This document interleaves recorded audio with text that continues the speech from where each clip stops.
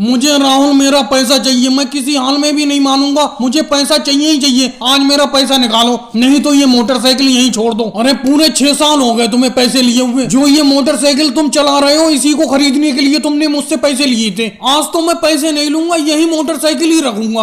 अरे मोदी जी, कोई उधार के पैसे इतनी सख्ती से मांगता है जितनी सख्ती से तुम अपने पैसे मांग रहे हो? फिलहाल तो मेरे पास पैसे है नहीं। अगर तुम्हारा मोटरसाइकिल लेने से पैसा पूरा हो रहा है तो रख लो मोटरसाइकिल। मैंने तुमसे 50,000 रुपए उधार लिए थे। ये मोटरसाइकिल मुश्किल से 4-5 हजार की बिकेगी। ये तो बिल्कुल खटारा हो गई 6 सालों में। रख लो तुम, ये मोटरसाइकिल ही रख लो। अरे राहुल, ये तो मैं भूल ही गया, ये मोटरसाइकिल तो किसी कीमत की नहीं है। ऐसा करो, मुझे पैसा ला के दो। यहीं पे पैसा किसी से भी मंगवाओ, अखिलेश को फोन करके मंगवाओ। मैं आज तुम्हें जाने नहीं दूंगा, फोन करके बुलाओ अखिलेश को। अरे अखिलेश तो आ गया, और अखिलेश अपने साथ इंस्पेक्टर योगी जी और सब इंस्पेक्टर ओवैसी जी को लाया है।